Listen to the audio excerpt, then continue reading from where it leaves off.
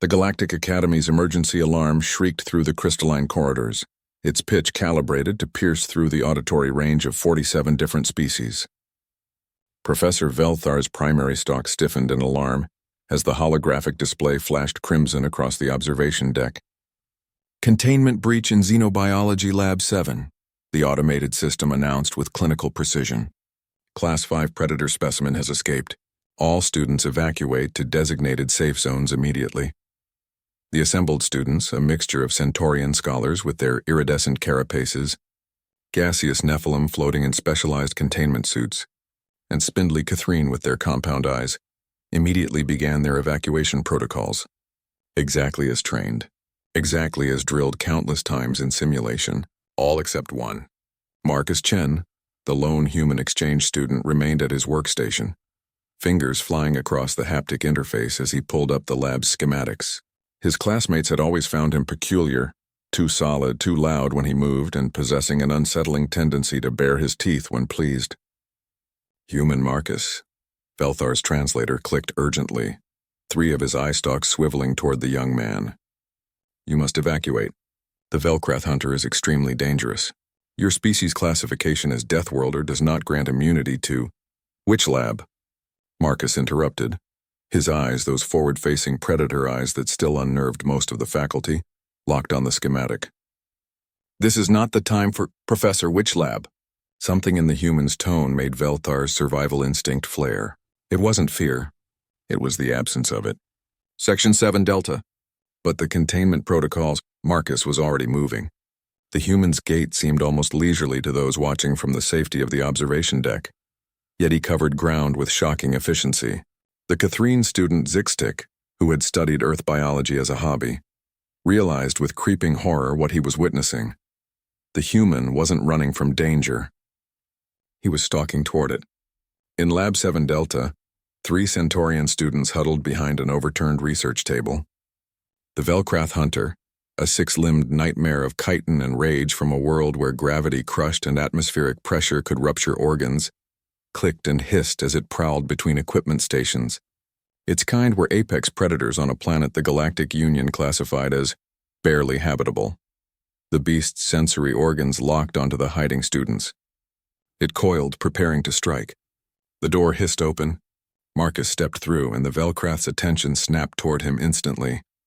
The human stood in the doorway, apparently unarmed, his posture relaxed in a way that the Centaurian students couldn't comprehend. Didn't he understand the danger? "Hey there, buddy," Marcus said, his voice carrying that peculiar subsonic quality that human speech possessed, the resonance of a creature whose ancestors hunted across open plains. "You look pretty stressed," the Velcrath shrieked, a sound meant to paralyze prey through sheer acoustic trauma. Marcus flinched slightly. Then he did something that would be analyzed in xenopsychology classes for years to come. He shrieked back. The sound that emerged from the human's throat was raw, primal, and wholly unexpected. Not a scream of fear, but something else. Something that carried the weight of a species that had climbed to the top of a food chain on a world that actively tried to kill everything on it. The Velcrath hesitated. In that moment of hesitation, Marcus moved. Not with the trained precision of a galactic marine, not with the calculated efficiency of a combat drone, but with something far older. The fluid, adaptive violence of an evolved persistence hunter. He grabbed a lab stool, wielding it like his ancestors had wielded bones and branches. When the Velcrath lunged, Marcus didn't retreat. He sidestepped with reflexes honed by generations of primate evolution, brought the stool down on the creature's sensory cluster with calculated force, then used his momentum to vault over a desk that would have required anti-gravity assist for most species present. The observation deck had gone silent. Velthar's translator had stopped functioning, overwhelmed by the professor's inability to process what he was witnessing. The fight, if it could be called that, lasted 47 seconds. Marcus didn't kill the Velcrath. He didn't need to. He simply made it abundantly clear that he was more dangerous than it was. When the creature finally retreated into a corner, body language radiating submission, Marcus calmly retrieved a containment field generator and reactivated it. The Velcrath, apex predator of a Class 7 death world, sat docilely as the field engaged.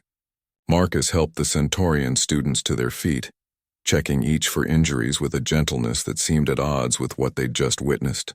"You guys okay?" That was pretty intense.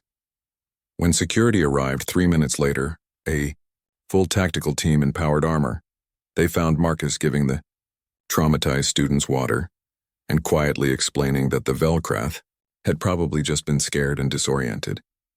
In the aftermath, as station administrators reviewed the footage and xenobiologists scrambled to recalibrate their threat assessments, Professor Velthar finally understood something about humans that the diplomatic reports had never quite captured. Deathworlders didn't require emergency combat training because they'd been in training since birth. Every moment of their existence on Earth, dodging shuttle-sized insects called mosquitoes, consuming capsaicin for pleasure, persisting through temperature ranges that would kill most species, falling and simply standing back up was training. The galaxy had thousands of species, hundreds of death worlds. But Earth, Class 12 Death World, produced something unique.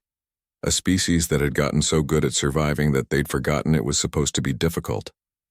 Zixtic approached Marcus later in the station's commissary, compound eyes studying the human who was casually eating something called spicy ramen. "Human Marcus," the Catherine began carefully, "I must ask, were you not afraid?" Marcus paused, noodles halfway to his mouth, and considered the question with surprising seriousness. "Terrified," he admitted. "But my grandmother used to say that courage isn't the absence of fear. It's deciding that something else is more important." "Those students needed help." He smiled, that tooth-bearing expression, and added, "Besides, it wasn't that much worse than the time I accidentally cornered a raccoon in my garage back home."